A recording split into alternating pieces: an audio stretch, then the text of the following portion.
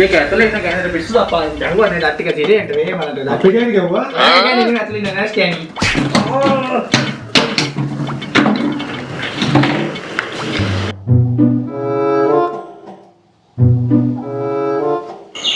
මගේ සුදු නෝනා කක්කි දැම්මද? එයා කක්කි දැම්මොත් තමයි මාත් කක්කි දාන්නේ. නෑනේ. අම්මේ අක්කේ පුමාරුවට බෙහෙත් ගන්න යන ගම. ඒක මල්ලි කොහෙද අප්පා යනවානේ අංග අයින් හටිච්ච මිනිහට ගොනා වගේ මල්ලි වඩ කො පාර බලන් යනවා කොයන්ට හරි විදියට. ඉස්සෙත් කොහෙද බබා? වා කක්කි දාන්නේ මොනවද මරු අල්ල එක. රුපියල් 1000ක් බැරිද මම ලයින් කරගන්න. හැබැයි ඉතින් අර වල්ලර මොකක් කරගෙන ගත්තා නම් ගිවක් ගහන්න තිබ්බා. ඕක දීලා $1 ගේන්න ලංකාවට.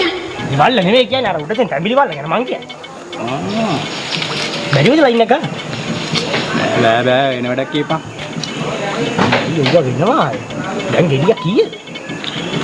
යක් හොයන්නද බං. ඔබ රුපියල් 1000ක් හොයන්න ලයින් කරා. ආ හරු. නානා නැරි කෑන. ආඩේ අප්පා සුමුද මල්ලි දැමුරු මල්ලි දැක්කෙන්නේ නැහනේ අප්පා. ඇත්තට ගෙන අන්න පොල්ල දෙන්නේ. පැදුනා ෂොට් එකක්. මොකෝ මේ ලේපෙරාගෙන.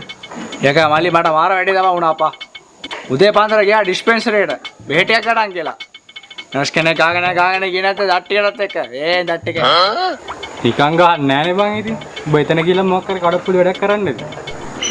ඒක පයිත්‍යන්ද මල්ලි? අඩප්පොලි වැඩ කරනවා මාමා. හරි එහෙනම් මොකද බං උනේ? මේක නෑ මල්ලි සිද්ධිය. අර ඇතුලේ එක පාඩ වෙච්ච මට චුබරක් තමයි අප්පා.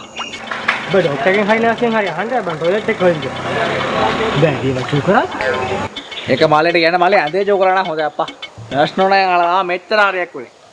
ඒ කිව්වේ ළඟ හිටියා ලස්සන සුදු නර්ස් නෝනා කෙනෙක්. මම ළඟට පොඩ්ඩක් කතා කරලා චෝ කරන තැන පොඩ්ඩක් ෂේප් එක වෙනන්න පුළුවන්ද කියලා මල්ලි ඇහුවේ. එච්චරයි තප ගාලා දුන්නා මල්ලි. දත් ටිකත් ගැලවුණාද කොහෙද අපේ අප්පා වන්දා. Music